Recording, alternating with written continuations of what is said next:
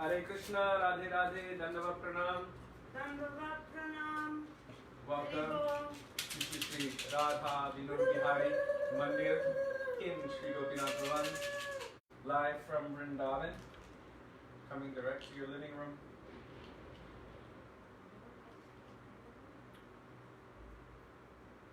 Oh, I forgot to turn on the speaker.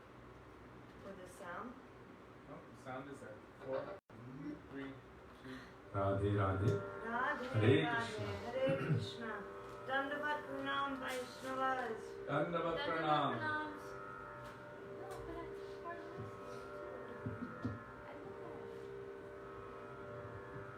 Today we are blessed with very nice warm temperatures in Vrindavan. 113 degrees Fahrenheit, 45 degrees Celsius, centigrade. I think it's 114. Yours the thing is wrong. 114? Google said 113. But maybe it was supposed to go up to 114 today.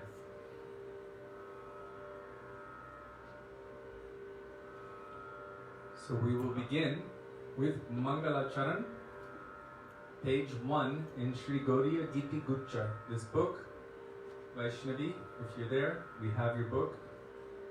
Nandu. So page 1, Bandeham, Bandeham, Bandeham Shri Guru. So I'm used to the one that's wrong. Now you can keep it. Remember before I just I got it then.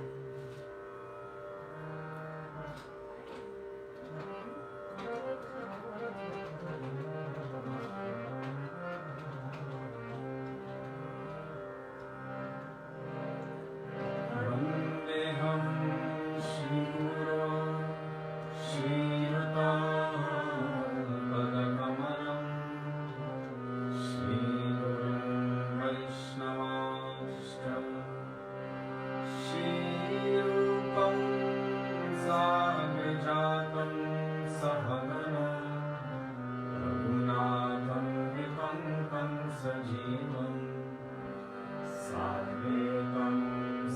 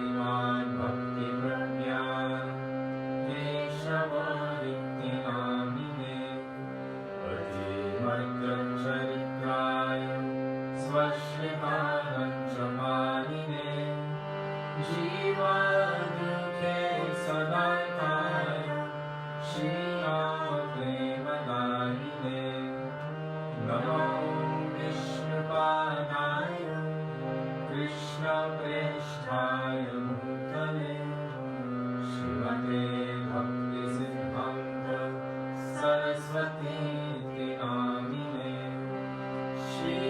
श्रीवैष्णवारमी देवी द्वैताय कृपाभये कृष्णसम्बन्धविज्ञान दैने ब्रह्मवे नमः माधुर्योज्ज्वलप्रेमाद्य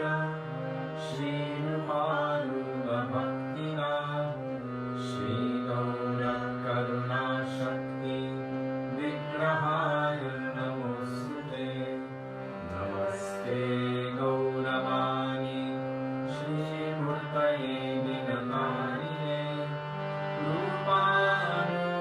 रूपानुगविरुद्धापो सिद्धान्तोद्भक्तहारिणे नमो गौरकिशोराय साक्षात् वैराग्यमूर्तये विप्रलम्भनसम्बोधे पदं जायते नमः नमो भक्तिविनोदाय सच्चिदानन्दनामिने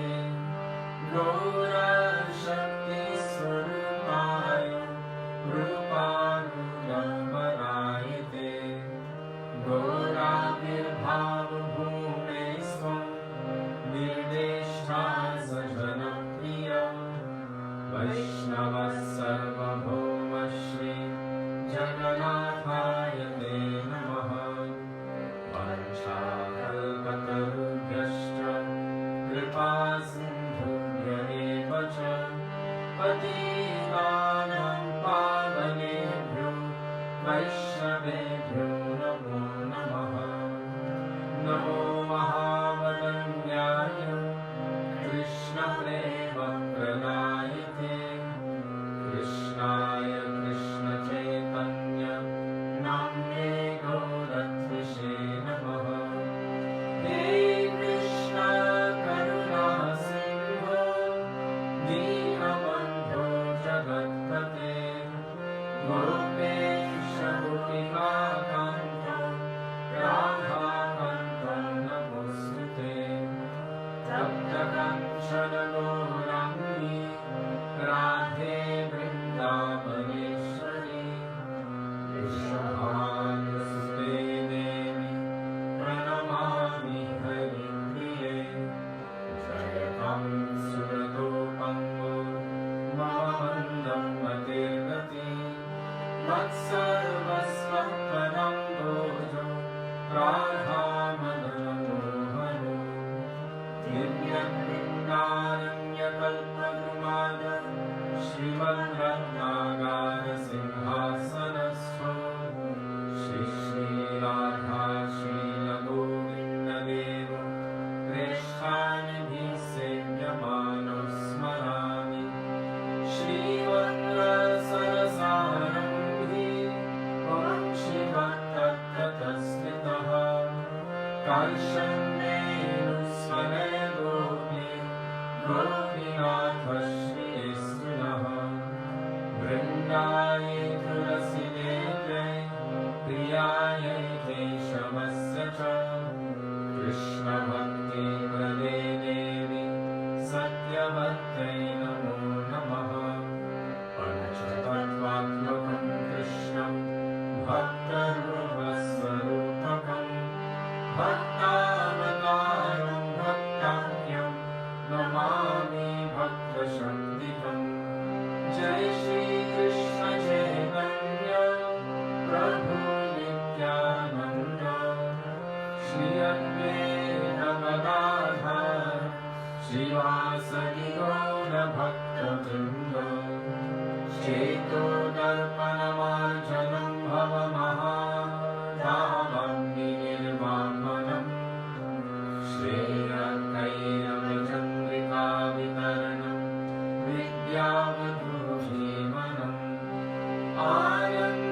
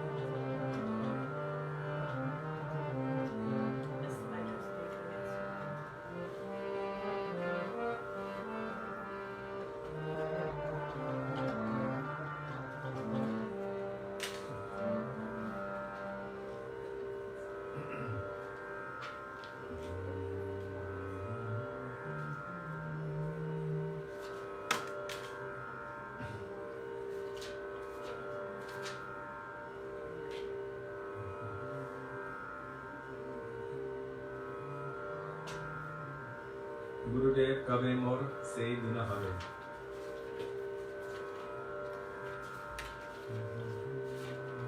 Page 34. It starts with Gurudev kabe. More. Gurudeba, then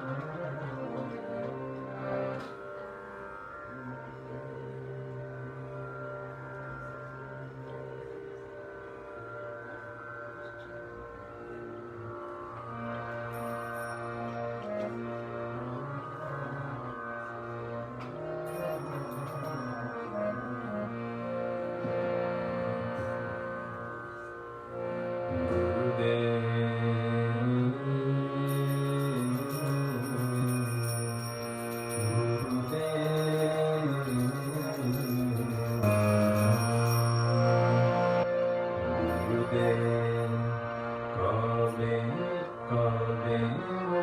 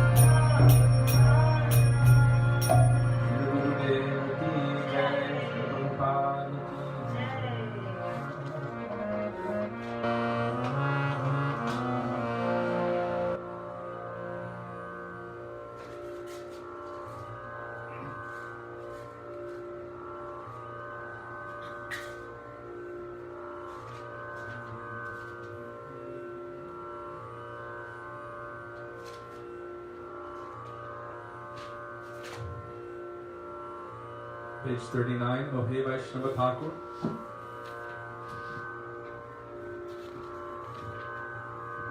Starts with O-H-E, Vaishnava, V-A-I-S-N-A-V-A, Thakur, T-H-A-K-U-R. Page 39.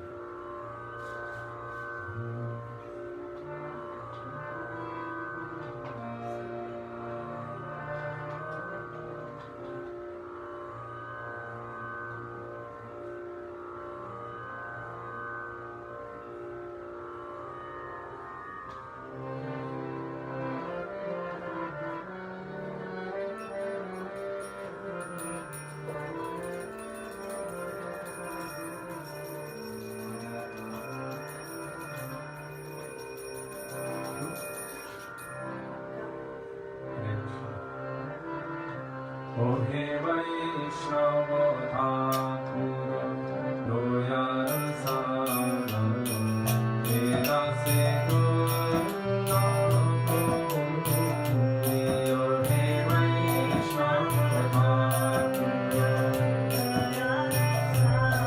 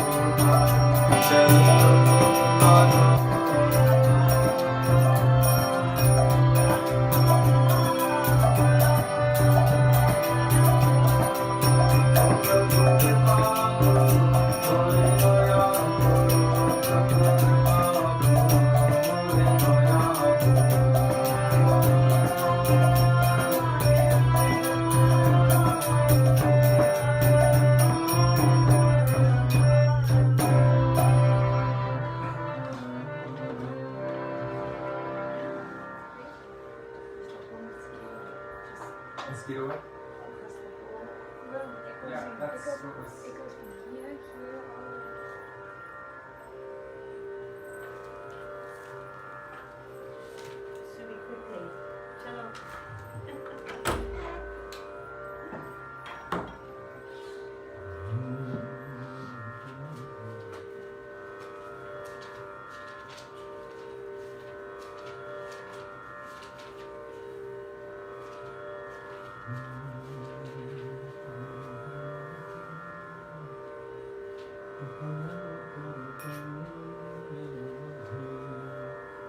You want to do Nityananda Ashtakam together? No? Okay. Jaya Jaya Nityananda Rohini Kumar. Would you like to lead it? No, I'd like to read it. Jai Jai Nityananda Rohini Kumar by Vrindavan Das Thakur, page 64.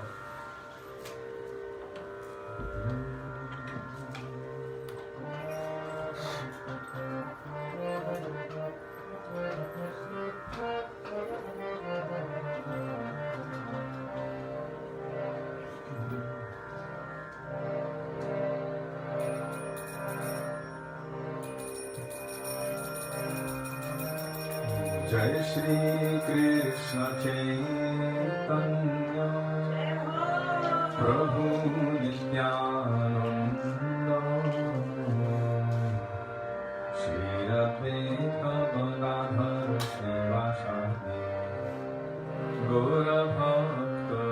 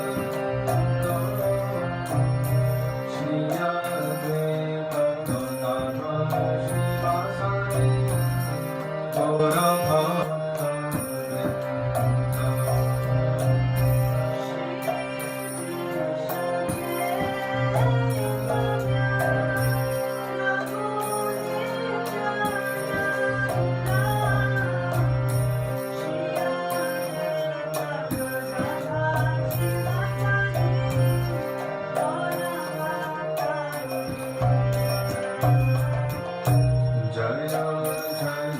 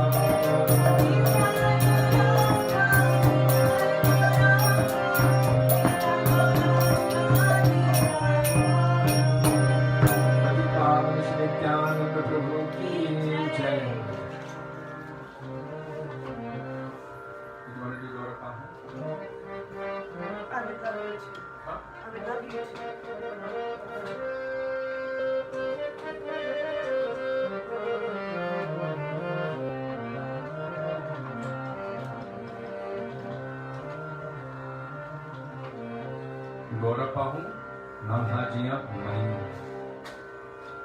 Gora Gora page 83 83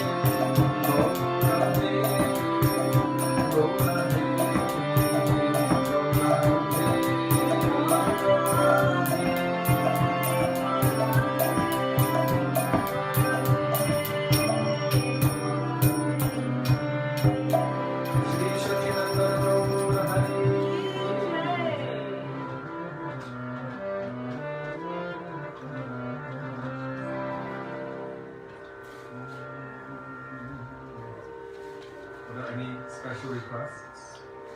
No. Okay.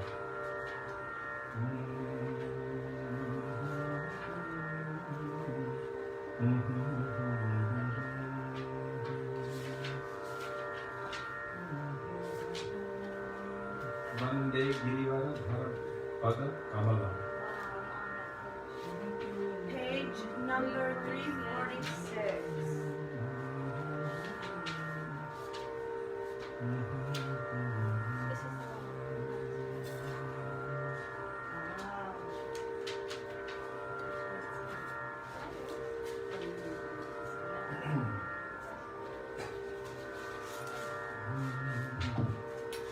Starts with Vande, V-A-N-D-E, Girivara, G-I-R-I-V-A-R-A, Vande Girivara Dhara Pada Kamalam by Sri Govinda Das, page 346.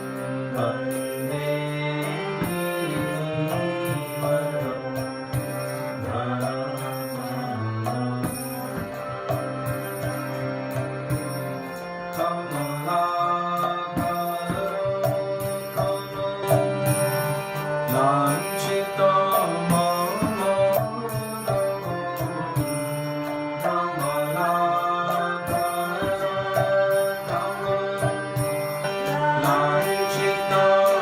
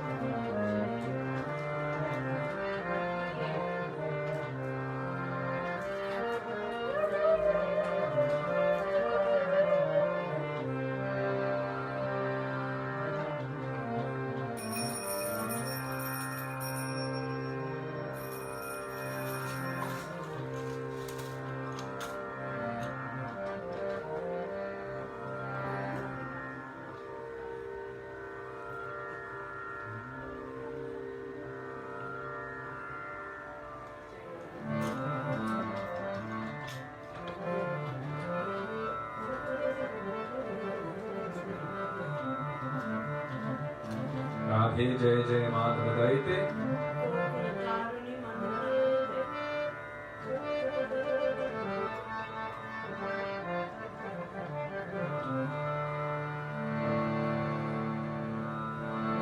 What page? 341. Huh? Yes. 341. Radhe Jaya Jaya Madhava Daite. Shri Radhe Jaya Jaya Madhava Daite.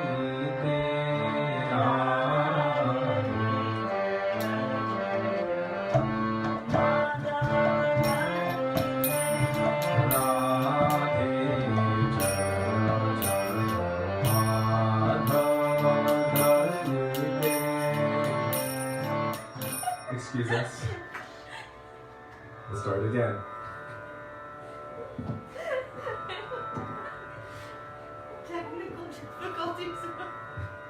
Technical difficulties with the instrument. Sibi, you're spot on. International incident number 29. Okay, go again. Sorry. Excuse me. Dandavat Pranam. Sorry. What am I supposed to do? One? Okay. Shri Radhe Jaya Jaya Madhava Daite.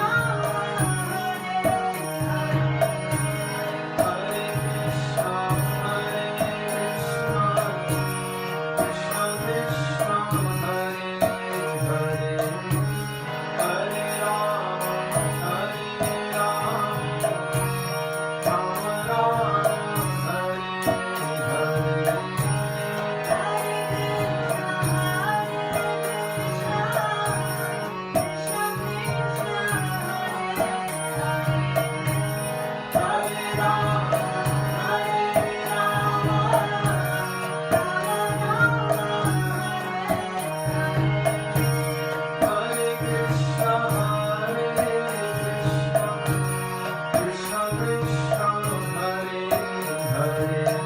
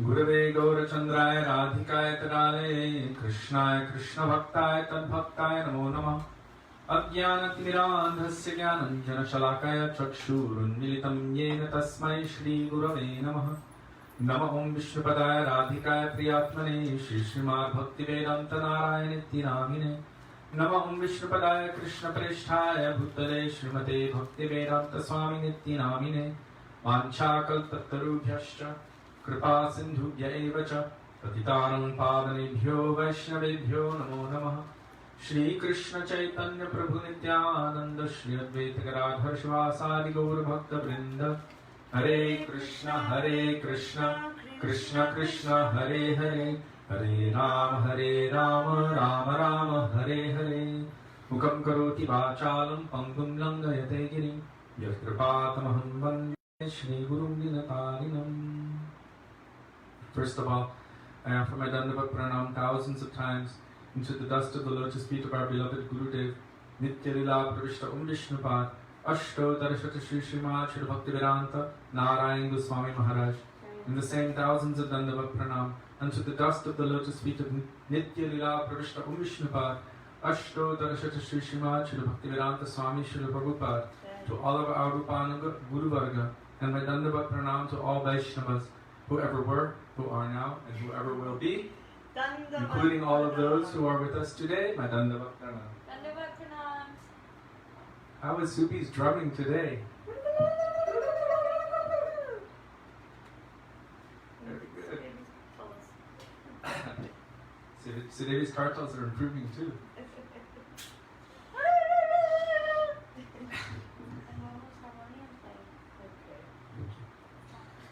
So today, we are actually going to begin with Going Beyond Vaikuntha. Chapter 3. This is Srila Gurudev's commentary, full of bhav, full of all kinds of transcendental sentiments on Sri Sanatan Goswami's Brihad Bhagavatamrita. So first we will offer pranam to Sri Sanatan Goswami. In the words of Raghunath Das Goswami, if you know it, you can chant it with me. Vairaga Juga Bhakti Rasam Prayatnair Apayanan Mam Anubhipshamandam Kripam Budirya Paraduk Duki Sanatanaspam Prabhum Ashrayami. Praying in the dust of the lotus feet of our Gurudev, the commentator, and Sri Sanatan Goswami, the compiler, that may even a particle of the moods, of their moods which are present within these pages, manifest within our hearts. So beginning, chapter 3, the superiority of Nam Sankirtan. Yeah.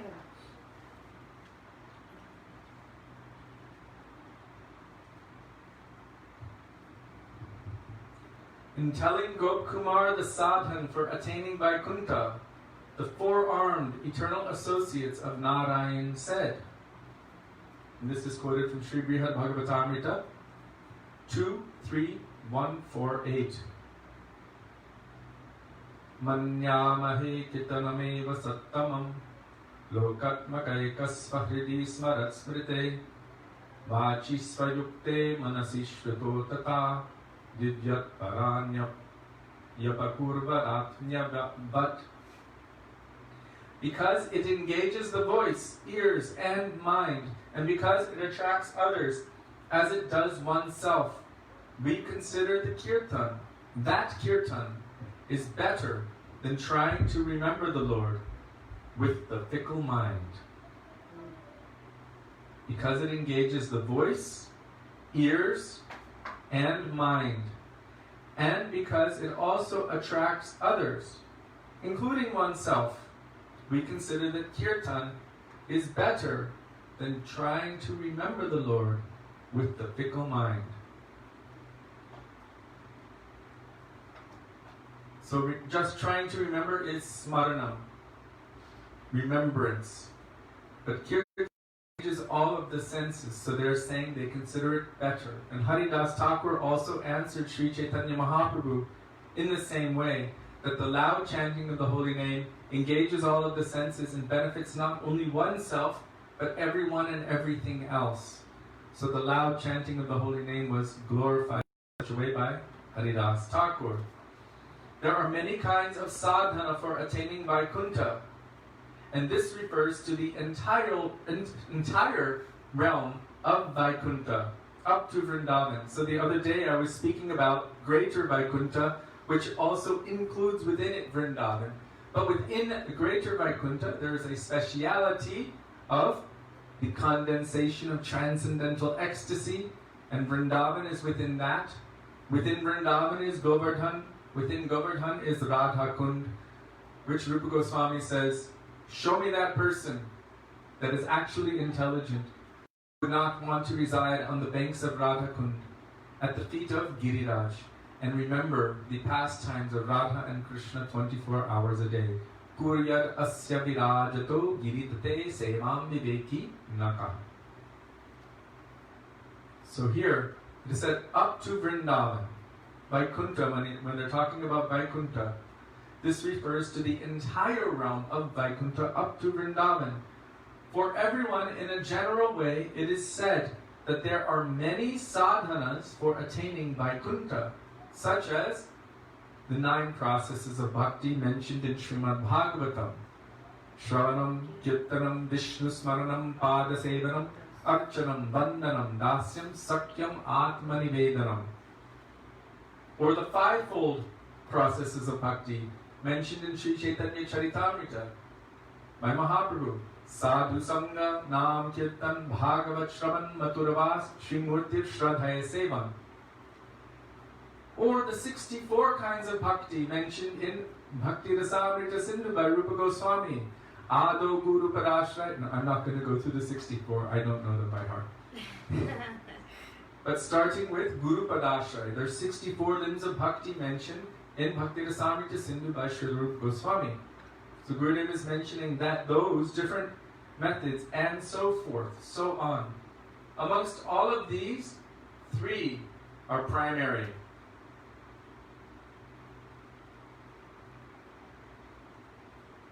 Hearing, Shravan, chanting, Kirtan, and remembering, Smaran. Shravan, Kirtan, Smaran. 3 are prominent. Of these 3, Kirtan and Smaran are primary. Chanting and remembering. That's why Gurudev would always tell us, chant and remember the sweet pastimes of Krishna. So he's saying of these 3, Kirtan and Smaran are primary.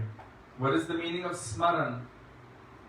Sri Rupa Goswami says it means that while your tongue is chanting your favorite name of Bhagavan, your mind is remembering Krishna's pastimes. One time we were in New Braj with Srila Gurudev in Badger, California, and he had me sing Yashomati Nandana. So I sang it as I had learned it, and afterward Gurudev asked, do you know the meaning of Amala Harinam Amiya Vilasa? And of course I was singing the bhajan, but I didn't know the meaning. Remind me at this point, I'm going to come right back to it. One time I was chanting a shlok loudly next to Gurudev, and Gurudev said to me, oh, you know the shlok? Stand up and speak it. And I really couldn't speak anything on the shlok. And he said, only knowing the shlok will not do. Sit down. So in this case, I sang Yashomati Nandana. He said, what is the meaning of Amala Harinam Amiya Vilasa? And I was like, I don't know. And then he began to explain, Amala. Amala means without any impurity, completely pure and transcendental. Within Krishna's pure and transcendental names, Amala, Harinam, Amiya Vilasa, all of his pastimes, all of his transcendental pastimes are present within his holy names. So yesterday, I think it was yesterday, we sang that beautiful bhajan, Harinamatuva Aneka Swarupa. Within your holy names, all of your forms and pastimes are manifest. We don't understand that at our stage. We think, oh, it's just the sound vibration, Hare Krishna. So you sit there and you try to remember nothing, think of nothing. But actually within the name of Krishna, all of his pastimes are present. Aneka Swarupa, Yashodanandana, Anandavardhana, Nandatanaya Rasakupa, Puttanaghatana, Agabhakamardana. All of Krishna's transcendental pastimes are present within his holy names. And as one is chanting, if they actually have some attraction to hearing the pastimes of Krishna from the lips of pure devotees, then they will be remembering those pastimes as they are chanting.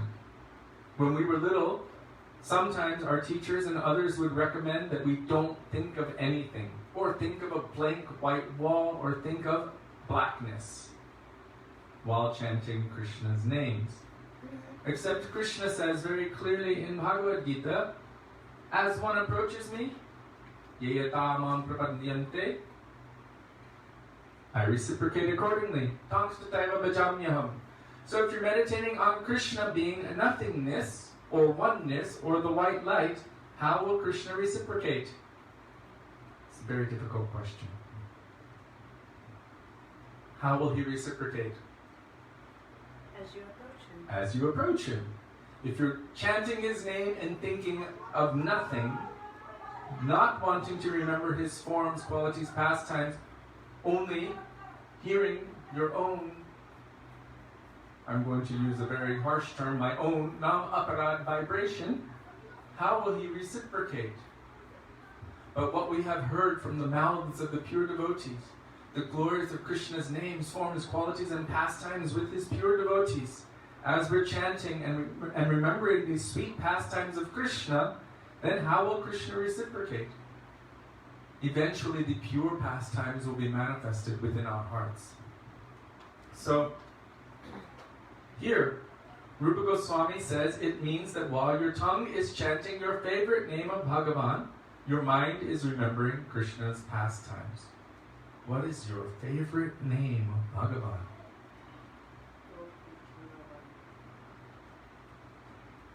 Someone just said, Gopi Janavalabha. What is in that name? All of the names of Krishna, each name has so many different meanings according to different rasas and different pastimes. Yashodananda means one thing to Mother Yashoda and Nanda Baba. It means another thing to the cowherd boys, and it means a completely different thing to the gopis. So according to one's intrinsic inherent bhav, their own mood, these names will have different pastimes associated with them. When Yashodanandan hears Yashodanandan, she's immediately thinking of her darling baby boy and her love and affection for him. And what a naughty child he is. How he's stealing butter, how he's so cheeky, trying to escape all kinds of situations. She remembers so many of her pastimes with him. And when the cowherd boys are hearing Yashodanandan, they're thinking, oh yes, Krishna, the son of Yashoda. So I'm going to the house of Yashoda, I'm going to jump on his bed and say, let's go play Krishna. Oh Yashoda Maya, give me some sweets. And they're playing with Krishna in that way. And the gopis are, hey Yashodanandan. When Krishna hears this, immediately fear comes in his heart. The moment they say this term, Yashodanandan, why? They're indirectly saying, if you keep misbehaving like this, we will tell your mother. Krishna straightens out very quickly. So when they're using Yashodanandan, it has a different connotation. But how pleasing it is to his ears. Oh, this completely melts his heart. So one name can have so many different pastimes. When we hear Damodar, what are we thinking? Namami Shwaram Sachidananda Rupam La Satkundanam Gokule Prajaman Yashoda Bhiyoluka Ladhavaman Param Rishtamatyam Tato Drutya Gopya. As Yashoda Maya is chasing after Krishna, trying to catch him because he has stolen butter and was feeding it to the monkeys and the crows in repayment for how they helped him when he was trying to build the bridge to Lanka.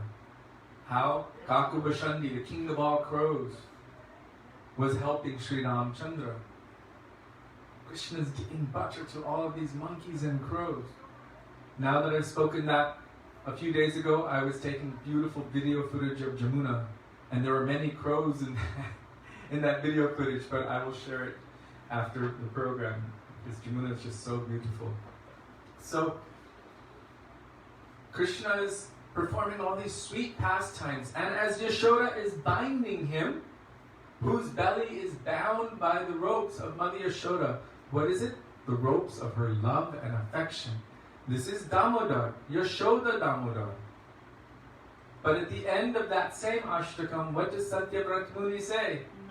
Namo Radhikaya Tvadiya Priyaya Namo Nantalilaya Devaya Tubhyam. So there is another Damodar, and that is the Damodar, or the Krishna, who is bound by the ropes of love and affection of Srimati Radhika. Hence we use the term Radha Damodar. Shri Radha Damodar Ju Ki Jai. The same name Damodar, but according to the different rasas, has completely different connotations. And how many different pastimes are there of Radhika completely subjugating and binding Krishna by her love and affection?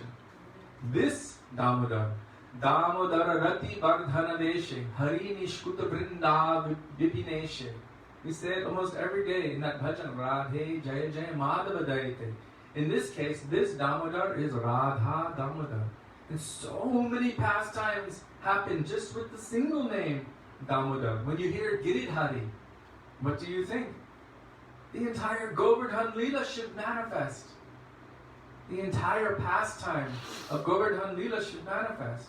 And all of the different rasas are present there, as they are experiencing their relationship with Krishna. And he is standing there, satisfying all of them. But also, as Sudevi said the other day, shaking, because he is seeing the beautiful face of Srimati Radhika. So the same Giridhari, we also say Radha, Giridhari Radha, Giridhari Radhe. He's also there in Sakya Bhav. He's there with Vatsalya Prem. He's also there with Gopi Prem and Radha, Srimati Radhika. That same Giridhari, but reciprocating with all of the love of all of his devotees and all of the different rasas. So Harinama Tuva Aneka Swarupa. One name, and how many pastimes can we as conditioned souls remember? What to speak of the pure devotee who is witnessing those pastimes and able to basically enter them in any universe where they're going on, also within Nitya Lila. They're able to access all of these pastimes and reveal. So Rupa Goswami is saying, whatever favorite name, and the favorite name can manifest at the moment as well. So many different favorite names can manifest according to the pastime which is manifesting in the heart. And at that time you will be remembering Krishna's pastimes. In our Sampradaya there are many who consider that leaving aside all other methods, only meditation, dhyan, should be done. Only meditation or dhyan should be done. Especially for developing Raga Nuga Bhakti, meditating on the topics of Krishna's pastimes and remembering his Ashtakaliya Leela, his eightfold eternal daily pastimes, have been recommended as the best type of smaran. Excuse me. I don't want the volume to be disrupting today. So, especially for developing Raga Anuga Bhakti. That means, Anuga means to follow, and Rag means the Ragatmik or eternal associates, transcendental associates of Krishna in Vrindavan in this case, following their mode of bhajan, how they are remembering Krishna. Rag means their hearts are overflowing with deep loving attachment. Anurag, Rag, Bhav, so many transcendental sentiments and emotions are overflowing in their heart as they are remembering Krishna and serving externally in their sadhak roop and internally in their siddha swarup.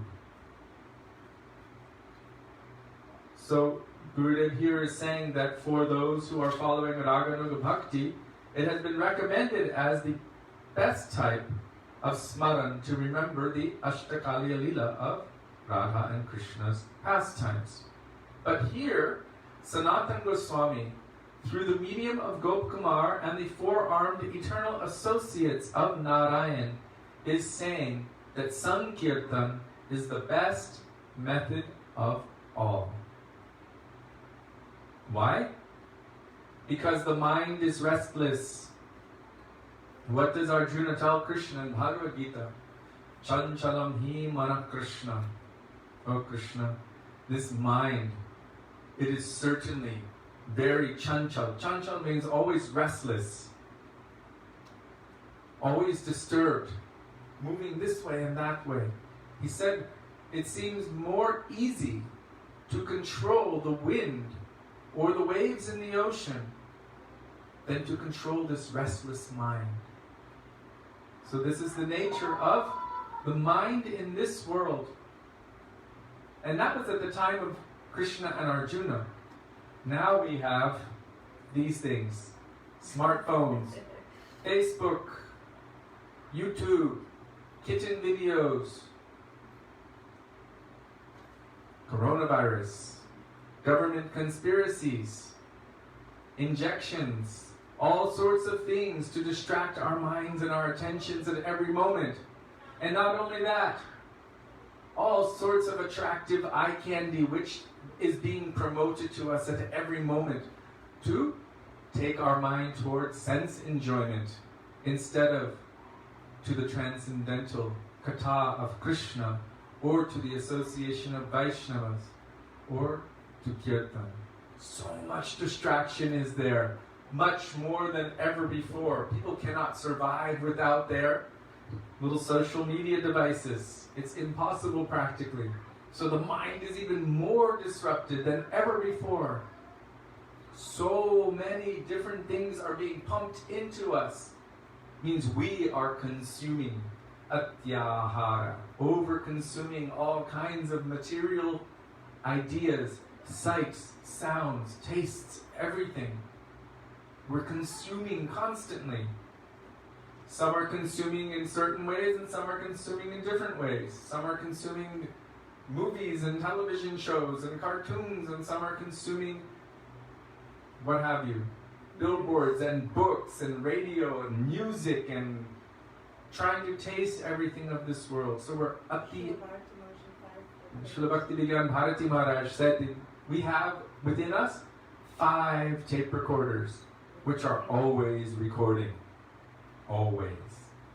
That means whatever we are connecting with in our environment, these recorders, which are our 5 senses, the 5 tape recorders, eyes, ears, nose, tongue, sense of taste, and sense of touch, are constantly recording. They're always recording. That means impressions are being made inside. And the moment we try to sit still, or still our minds, or just try to concentrate, be in a peaceful environment, suddenly it's like someone pushes play on all of them all at the same time. Poof. And then these impressions are going. They're going. You might have noticed. Maybe you sit down at some point in time to chant japa. Close your eyes. And then you start shaking your head. No, not that thought, not that. I don't want that in my head. Hare Krishna, Hare Krishna. And then you close your eyes and another one comes in. No, I don't want that now. Even during kirtan, Gurudev said, I know. He said, I know. He said, you think I don't see? He said, I see everything. I know that when brahmacharis are there in Mangalarti and they're looking back toward the back to see the ladies who's there, or when any brahmachari comes and starts crying to me, oh, it's okay, I know, what's her name? Gurudev would joke like this. He was aware of these things. It's not that he's unaware. We have all of these impressions that we're absorbing. And then we're wondering, why am I not really developing rapidly in my bhakti? Because actually I'm making more maya samskar, more mayic impressions than bhakti impressions. I'm giving 80% to maya and 20% to Krishna, if I'm lucky. or maybe 5% or 2%. In this case, I want to share what Srila Gurudev said once upon a time. So when I approached Gurudev in a little bit of a proud way, wanting to make sure that I would have a very beautiful marriage ceremony with my wife, because I was afraid how it might be if she didn't have a nice ceremony. It would be like starting off on the wrong foot. I approached him, and he said yes. And I sat on my knees in front of his bed, and I said, I want to make sure that the marriage ceremony is going to be a very nice one. And he's watching. And I said, because marriage is a very important institution. I said these words. This was 1996. I was new. Apparently I didn't hear Gurudev's Harikatha very well during that entire month, but anyhow, he was preaching one-pointed bhakti the whole time. So then Gurudev instantly retorted, no, it's not so important. He said, what is important? Harinam, Gurudev, Harikatha. Bhakti is important. He said, this is not so important. And then he said, it will divide your bhakti in two. And then he started counting the other fingers. He said, then children, family, house, all sorts of requirements. And then he came to the last finger and he said, and then where is Krishna? Where is Krishna? At that moment I was thinking, my God, already Krishna wasn't even this much. Already. He wasn't even that much, the 10%. And then Gurudev was showing me, what is my situation? And I was like, oh. That was a very heavy lesson for me. I was thinking this thing was so important. It's not that it is unfavorable for me, but it is not the real important thing. The reason I'm saying that, I'm trying to make the point about how much we actually give to Krishna. Really. Srila Gurudev would say that we spend so much money, so much wealth, so much time trying to care for our family and our own material bodily necessities. But how much do we actually give in the service of Krishna? Or for our soul? How much do we give for the benefit of the Atma and for the service of Krishna? In terms of our time, our energy, our money, our love, our devotion, our care, our attention. And even if we're doing it physically, which many of us may be, we spend the external time, but what am I giving of my heart? This is another thing. Maybe externally we can cheat ourselves and maybe cheat others, but what about my heart? Am I really offering my heart? Or am I maintaining so many secret, hidden material desires inside? Gurudev would ask us to question ourselves, take our own pulse. So, coming back to the point, the mind is always restless.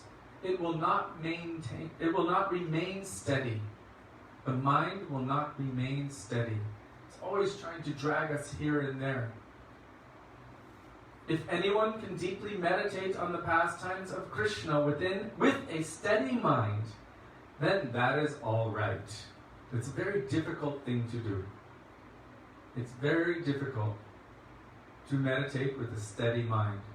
That's why Srimad Bhagavatam says, Kriteya dhyayato vishnum, tareteya yajato makai, dvapare parichagyayam, kalotad hari kirtanat. Kriteya dhyayato vishnum. Dhyan, or meditation, was for Satya Yuga. Krita Yuga, or Satya Yuga. At that time, people were able to concentrate, were able to keep their mind focused for a long, long time. Like Hiranyakashipu. How many thousands of years? Standing on the tips of his toes, keeping his mind focused, his goal focused, and praying. People could concentrate and keep their mind focused. But after that, a little bit weaker, Tretayam Yajato Makai. Or Tretayaj Yajato Makai. In Treta Yuga, the process was Yagya, Agnihotra, fire sacrifice. It is from another time. Now we have sometimes when we open a temple, or when there's a marriage, or something like that, we do yajna. Our Guru Varga has shown us this process, Agnihotra, yajna, but not all the time, sometimes. Dvapare paricharyaya. In Dwapara Yuga, the process was worshipping the deity form in the temple. Gurudev said some of that still remains to this day. So we're still worshipping the deity form, but after some time that will also disappear, he said. And then, Kalotad Hari Kirtanat. The process in this age is Hari Kirtan, glorifying, chanting the names of the Lord, Hari Kirtan. That is the process in Kali Yuga, Kalotad Hari Kirtanat. Can you explain what Srila Bhaktivedanta Saraswati Thakur means when he says Hare Nam, Hare Nam? Because I think it's quite in connection. In this connection, Srila Bhaktisiddhanta Saraswati Thakur Prabhupada explains what is the meaning of Hare Nam, Hare Nam, Hare Nam, Eva Kevalam. Kalo Nastyeva, Nastyeva, Nastyeva, Gatir Anyata. We chant this verse, we say this verse quite often. Every day in our Mangalacharan we say this verse. So some people have understood it to mean only the name of Krishna. Because there it says, literally in the Sanskrit, Hare Nam. Nam literally translates to name. Srila Bhaktisiddhanta Saraswati Prabhupada explains that some people think it only means the name because they have not understood that there is no difference between Krishna's Nam, Guna, Rupa and Leela, his name, forms, qualities and pastimes. So Hare Nam means to glorify Eva Kevalam, the only way in Kali Yuga. There is no other way, no other way, no other way to attain perfection in Kali Yuga other than Hare Nam, Hare Nam, Hare Nam. It means to take shelter of Krishna's names, forms, qualities, and pastimes. And so in this connection, furthermore, our Gurudev, Srila Bhaktivedanta Narayan Goswami Maharaj, and Srila Gurudeva Maharaj explained what kind of Harinam, because my Harinam at this point is, or we can look at ourselves and see, what is the depth of my chanting or glorification of Krishna's names, forms, qualities, and pastimes. Have I awakened my love for Krishna? Or is it very mixed? Do I have so much attachment for so many persons and things of this material world? So is my chanting then considered Nam Aparad? So what Harinam? Whose Harinam? Srila Gurudeva Maharaj explains, unless one hears the kirtan of Ashray Vigraha, Sri Guru, that transcendental pure kirtan, then they won't be able to awaken the pure chanting of Krishna's names, forms, qualities, and pastimes in their own hearts.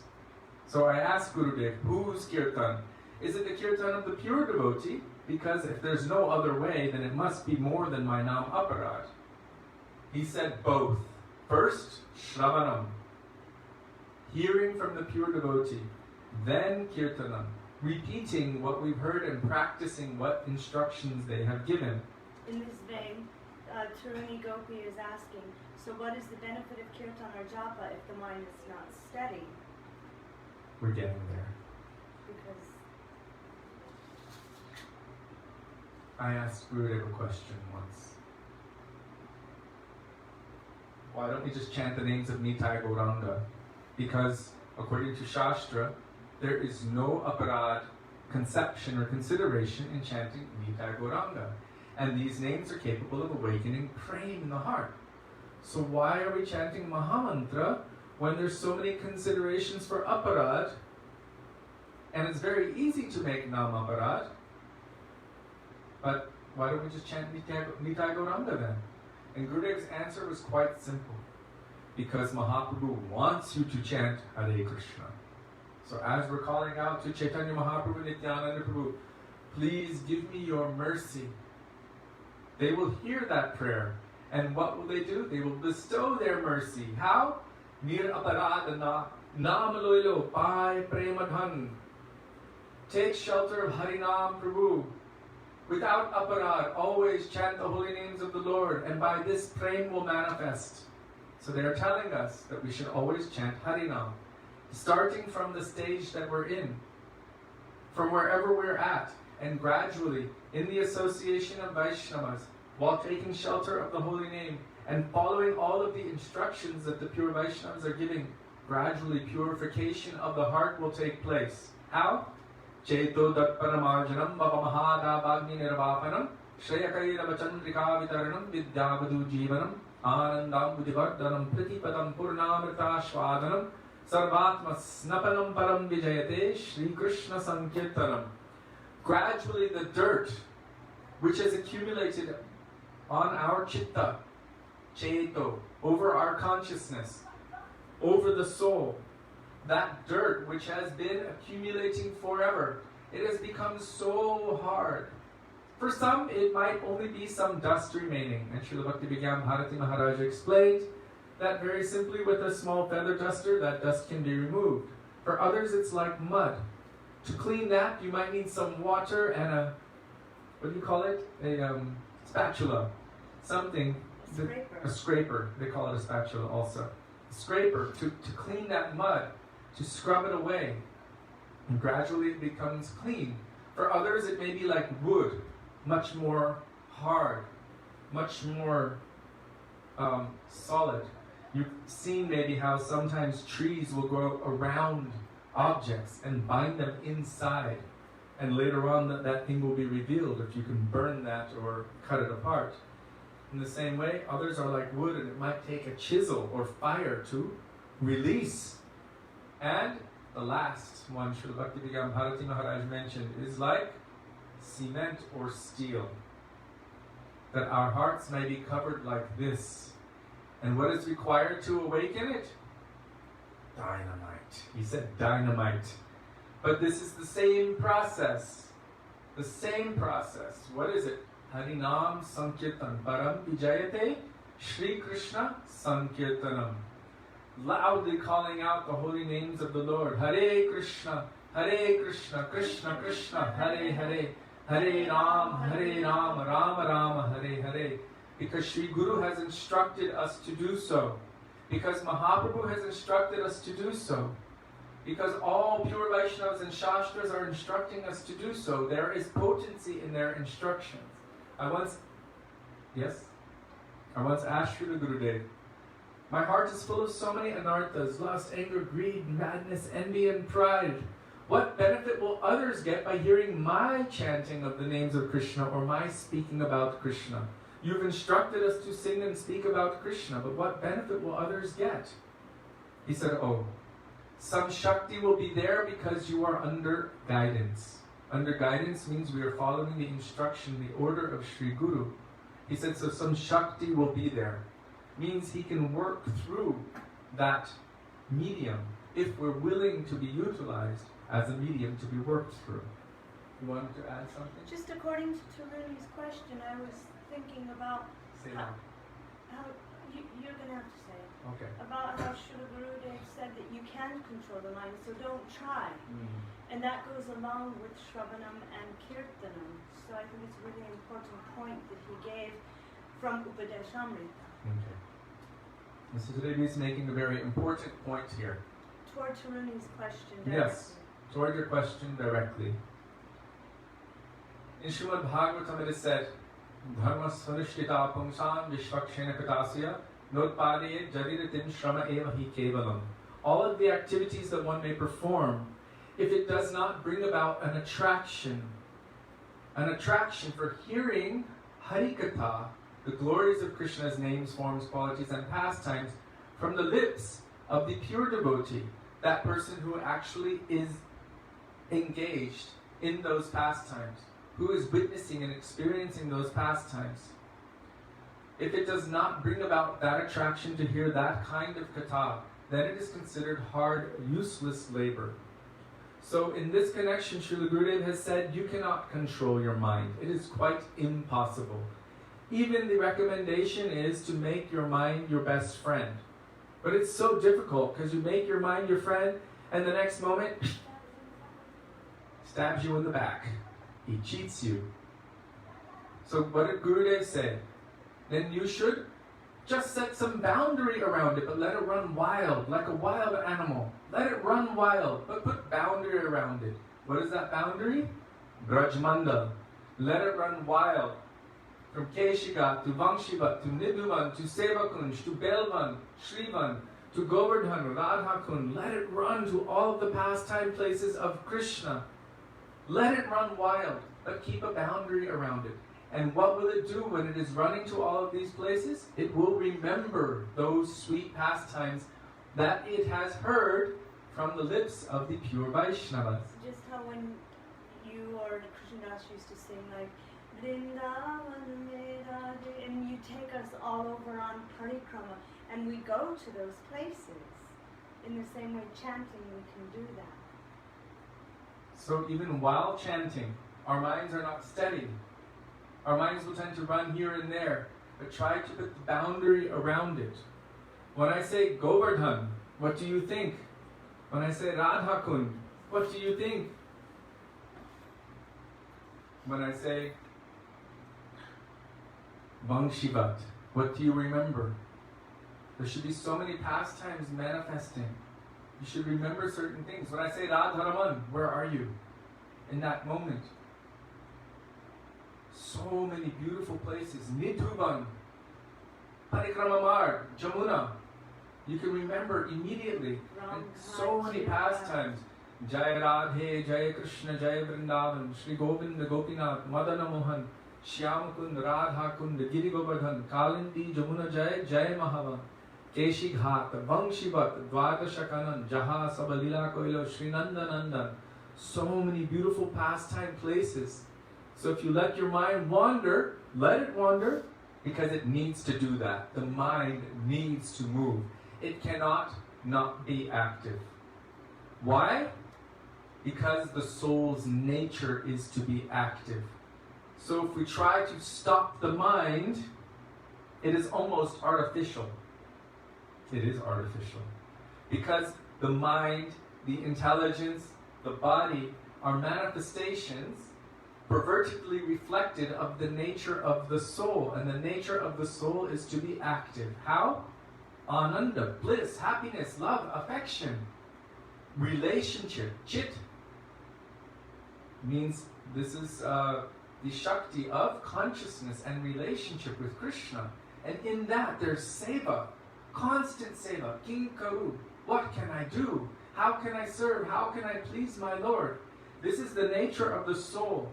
That's why Srila Prabhupada and our Shastras say in that verse, in the purport of the verse from Bhagavatam, Yenyera Vindaksha Vimuktamaninas, that due to want, due to lack of activity in the stage of the feeling of merging into the white light, because there's no activity there, the soul cannot find its satisfaction there, because it needs to do something.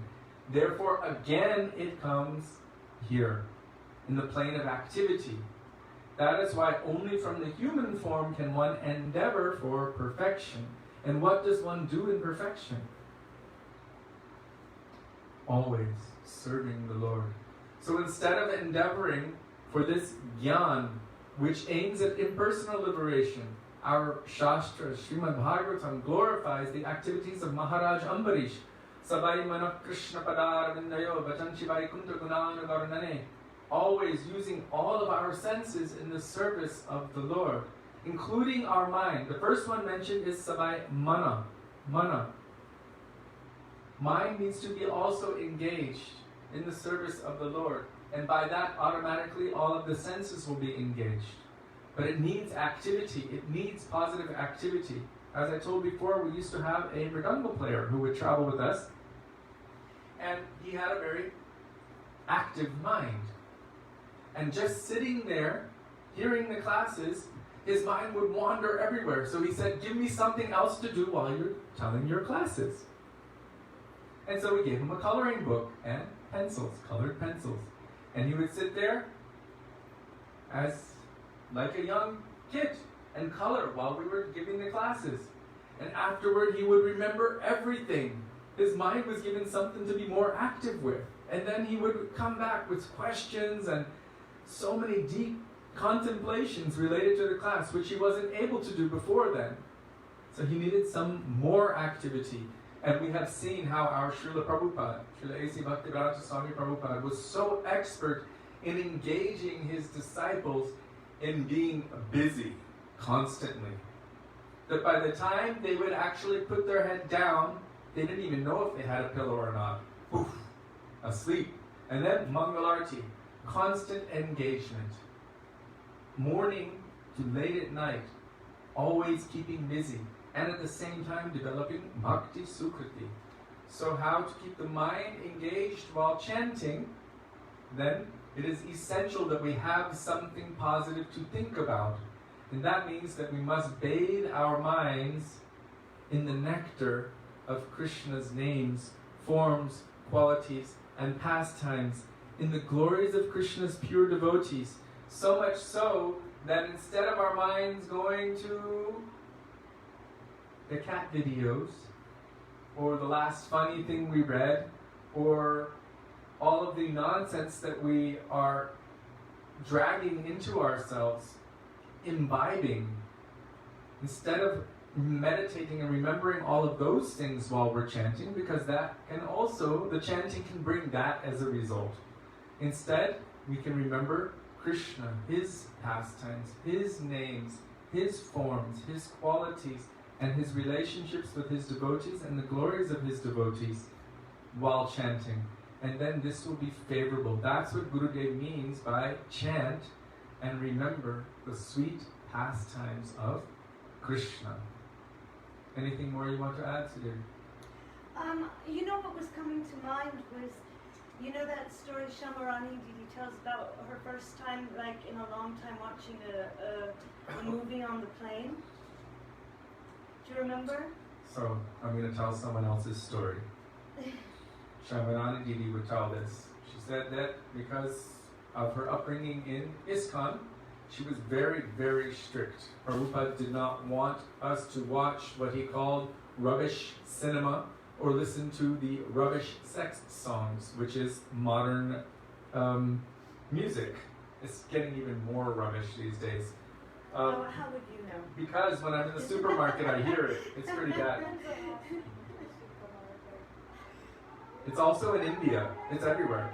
Okay, shut up. So, he encouraged his devotees to not spend their time watching cinema, listening to mundane music, or reading mundane literature. Rather, they should spend their time in absorbing their minds in Krishna consciousness. So what happened? She said she was on the airplane.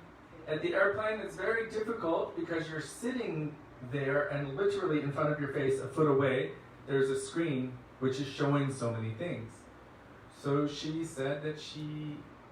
On her way to India. Yeah, it was on her way to India, and she was a little hesitant, but then she decided to just see what it was about, and she was watching something. What did she see? It was a Hindi film. And in this Hindi film, there was a horrible car accident. A guy was beat up. Someone was beat up, and there was a lot of blood, and there was fire, and there was an accident, and it was just like, wow, intense, heavy impressions. And she said it was like, really, because she had not seen it for years, it really sat deep. And then, as they were on their way to Vrindavan, after arriving in Delhi, she was chanting in the car, but remembrance of that came in her mind. And guess what happened at that time? A car came flying off the side road, hit their car on the highway, and they went rolling. Their car went flipping. And as the car was flipping, she was remembering, what have I seen? I'm remembering that now.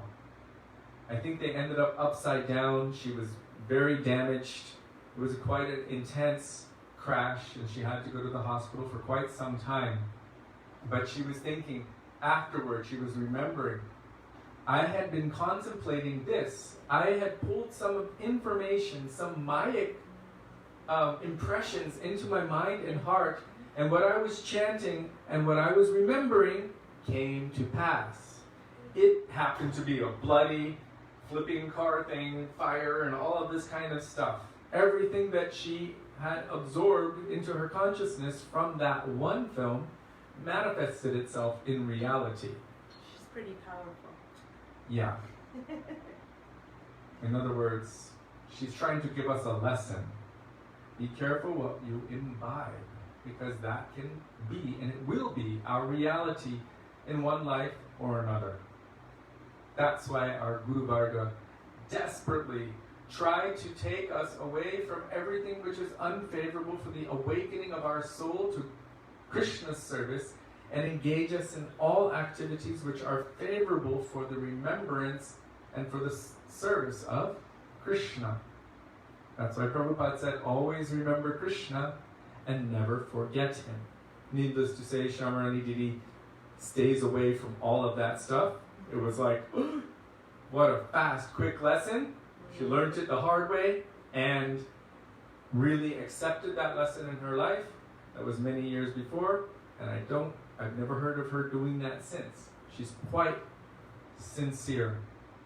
All night listening to lectures and chanting at the same time, and then waking up first thing and offering her Dandavat Pranam to Gurudev and all Vaishnavas and Mahaprabhu, and continuing with her seva. She is a seva machine. I think she was nicknamed once Seva Rani. Seva Rani. Always serving. So, what impressions we take in can and will have effect one day or another. So we should try to avoid unfavorable impressions, because we may have to taste them. As Dhruva Maharaj had to taste the result of his desires. He meditated for quite a long time, 6 months, intensely, with material desires. And what was that desire? I want a kingdom greater than that of my grandfather Brahma.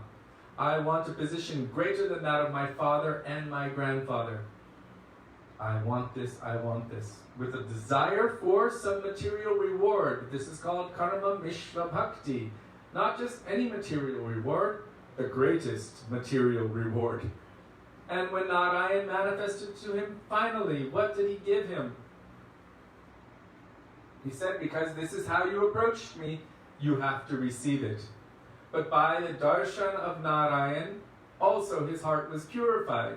So then Narayan told him, but you will have no attachment to this, but still you will have to be the king of that, you will have to live in that situation, and you will have to deal with it, because this was your desire when you approached me. So Dhruva Maharaj received his own planet, higher and greater than that of Lord Brahma, the greatest position within the material universe, which the rest of the universe, or within it, rotates and revolves around, and that is known as the pole star. That is the planet of Dhruva Maharaj. Of course, we have seen in Srimad Bhagavatam that after that time, then Dhruva Maharaj went to the Vaikuntha planets, but still that pole star is there. So now, back to our subject. So here, in almost every situation, the mind is not peaceful, it remains restless. This is the nature of the mind. It is the perverted reflection of the transcendental restlessness that the gopis and the Brajavasis and the associates of the Lord have in relationship for Krishna. They're always restless to see him, always eager and greedy. In this material world, it perverted reflects as always restless to absorb the mind in material things, accepting and rejecting. The mind is like the computer, the ones and zeros, on, off, yes, no, I like it, don't like it, I want it, I don't want it. Which smartphone do I want? Yep, nope. As we're selecting, the mind is oscillating and choosing for our enjoyment, quickly, very quickly. It's always restless. Therefore, there is only one plan. As Srimad Bhagavatam 11.240 tells us, Evam vratasva priyanam kitya jatanurago drutachitta uchay asatyato roti tiroti gayat yunmadavan nrityati lokabahya. With a melted heart, loudly sing about the names, forms, qualities, and pastimes of Bhagavan. That's why in this age we're not only told to do japa, especially when we are so weak. We are told to do Sankirtan, the loud calling out of the names of the Lord in association with other devotees. Kirtan. With a melted heart, loudly sing about the names, forms, qualities, and pastimes of Bhagavan.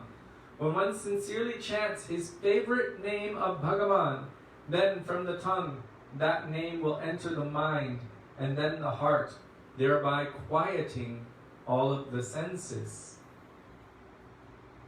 When you are loudly calling out and doing kirtan, all of the senses are engaged. The mind is also a sense. Krishna says, Bhumirapo nalo vayu kammano Gurudeva cha ahankaram itiyam me bhina prakritir ashtada. So the five senses plus the mind, intelligence, and the false ego, these all are his material energy. So they make up the gross body and the subtle body. So here he's saying, when one sincerely chants his favorite name of Bhagavan, then from the tongue that name will enter the mind and then the heart, thereby quieting all of the senses. When you're in kirtan, actually like dancing, you're using your body, your legs, your hands, if you're playing kartals or clapping or playing mridanga or harmonium or even just waving them in the air. So many different ways. Our body is being utilized, our mind, our eyes are looking upon the beautiful form of the Lord and upon the form of the devotees during kirtan. And then our ears are definitely being engaged.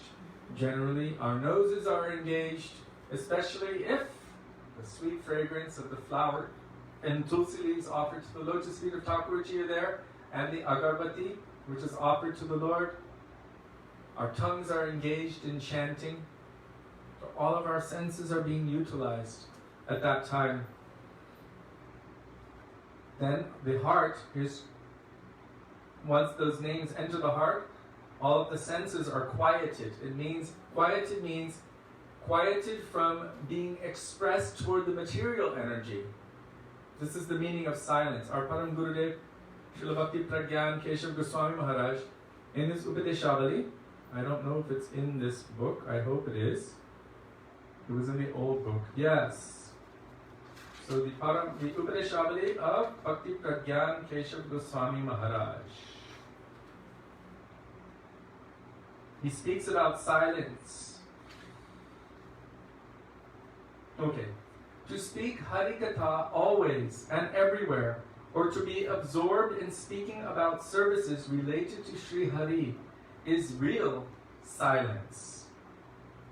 If we just try to be quiet, but we're not actively engaging our minds or our mouths in positive aspects of glorifying the Lord, then that silence in essence is just shutting the mouth, but the mind is running very loudly, 1,000,000 miles an hour. As I told you a few days ago, once I was massaging Gurudev, and I was talking nonsense with to Pundarik Prabhu over Gurudev as we were massaging him. And Gurudev just opened his eyes at one point and said, "Can you ever be quiet?" And I just zipped my mouth. And then he closed his eyes, but my mind was still running. I was physically silent, but my mind was screaming, searching for something. Yeah, despite touching the body of Gurudev, despite massaging him, still, first I was speaking nonsense, then he quieted my mouth, but still my mind was screaming and running in circles. And then he had to shut my mind also by meditating on Harinam. But still, the point was the mind was still screaming. So just external silence is not enough. In Upadeshamrita, in the first verse, Vacho Vegam Manasakrodha Vegam, there our acharyas have commented on this verse, talking about how to control the speech and how to control the mind. How does one control the urge to speak? Well, you don't just stop it. You just need to engage it properly. Engaging it properly means engaging it in the service of Krishna and Krishna's devotees, as Param Gurudev said, that this is real silence. It is silence to the mundane, but how do you become silent to the mundane? By engaging it positively in the service of Krishna. Srila Bhaktivedanta Thakur says if you just control one sense, then if it's not done through bhakti, then it will just come out in another sense kind of gratification. We have seen that also. Persons who are deaf, then their other senses might be much more heightened. Persons who are blind, their hearing becomes much more attuned. If we try to stop one sense, then our tendency to enjoy will only be increased through the other senses. If we don't positively engage that sense, we're blocking something, then it needs to be expressed another way. And this Bhaktivedanta Thakur explained this point, that if you try to stop your enjoyment through the eyes, then the tongue will want more. And we've seen this also. So many devotees have stopped their enjoyment in so many other ways, but you can see the tendency to want to enjoy the prasadam. It's not for service of Krishna. I want to taste these flavors. I want to enjoy it. I want to eat more. So I've stopped my material enjoyment in so many other ways, and now it's being expressed as the desire to enjoy Krishna. Does that make sense? Yeah. He was even saying if you have to fast and not eat anything because your body is sick. And so you have to control your tongue from taking, let's say, sugar if you're diabetic. It doesn't mean you've overcome the urge to taste sweet things. It will just come out in touch or in sight or in smell. Somehow or other, it will be diverted to another sense and heighten it, unless it is given up for Krishna, like Ekadashi. Speaking of Ekadashi, here's the perfect example. Ekadashi. Now, Ekadashi is supposed to be a day that we give up our material enjoying tendency and use exclusively in the service of Krishna. Most people who are not considered too young or too old, our Gurudev said, we should fast completely. And this is generally the prescription for Ekadashi. Complete fast, even from water. But what do most of us do on Ekadashi? We try to overcompensate for the fasting. So suddenly, which we don't normally have, now we have fruit salad with all sorts of lavish, luxurious fruits, bathed in cream with sugar. And where we don't well, I've done this many times in my life, so I'm just revealing my own personal weakness here. And this has happened also in many temples around the world, where we don't normally have what we call curd steaks. Suddenly Ekadashi comes and it's like, oh, curd steaks. Oh, and also French fries. Or chips. You're from England, you call them chips, right? With cheese. And then all of the other preparations that we have and that we take and make for enjoyment. So we've stopped ourselves from eating grains and beans on that day, and suddenly we're replacing it with a feast 10 times more opulent. And Gurudev himself would joke about this. So most of us have experienced it. The reason I'm telling it is because we all know what I'm mentioning. And that's an example of what Sudevi was saying and what Bhaktivedanta Thakur is saying. You try to starve out one thing and it's expressed in another way, if you're not doing it in the service of Krishna. So I just wanted to share another important thing from the Upadeshabali of Srila Bhakti Pragyan Keshav Goswami Maharaj. So he says, real silence is to speak Harikatha always and everywhere, or to be absorbed in speaking about services related to Sri Hari. This is real silence. And he says, preaching Harikatha always and everywhere is real kirtan. So Harikatha means, Katha means about the names, glories, form, pastimes, qualities of Krishna and his devotees. To preach Harikatha always and everywhere is real kirtan. But, he says, where's the one loudly? Hold on.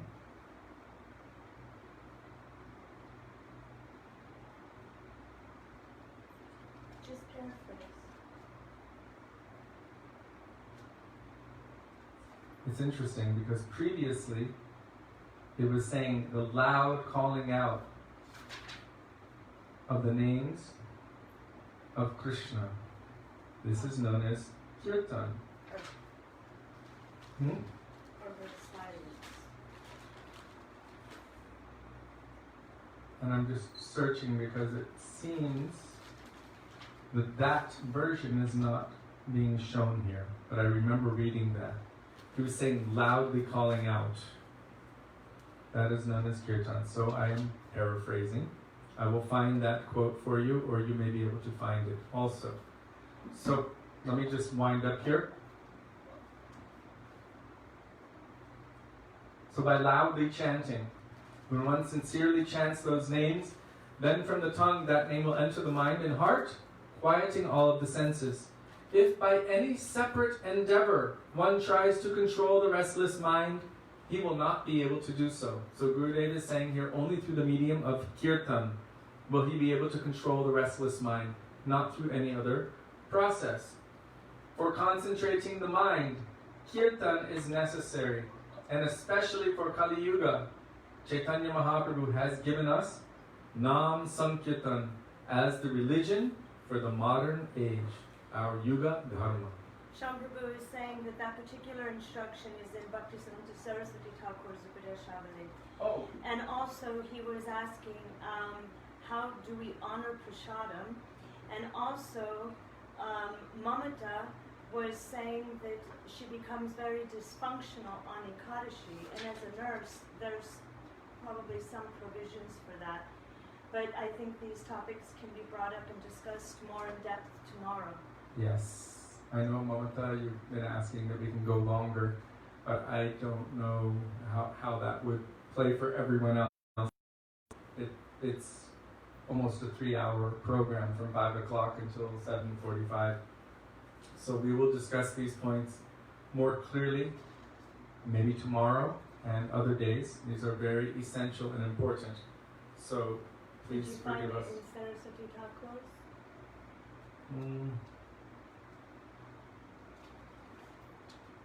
Real silence is the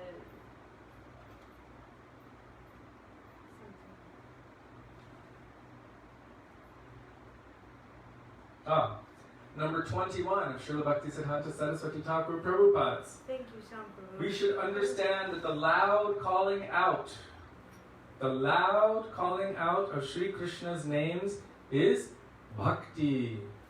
So thank you, Prabhu, for bringing that up. We also chant, what is it? Hari Hari Kabe Mor Hoibe Sudina. In that bhajan it says, Kandiba Uchaishware. At the top of one's voice, crying out and calling out so loudly the holy name of Krishna. If you listen to the kirtans of our Gurudev, the recordings from when he was younger and could do so, almost no one could really hit those high notes that he was singing. He sings so high and so loud constantly. And he used to ask Sudevi to sing because he also wanted to hear that. He would say, Srimati Radhika, Krishna sings in the 5th note, Radhika sings in the 7th note, I want you to sing in the 8th note. So, Srila Gurudev ki jai, Srila Prabhupada ki jai, Rupananda Guru Varga ki jai, Shri Sanatan Goswamipada ki jai, Shri going Beyond Vaikuntha ki jai, Gaura Bhaktivedanta ki jai, Gaura Premanande, Hari Hari Bol.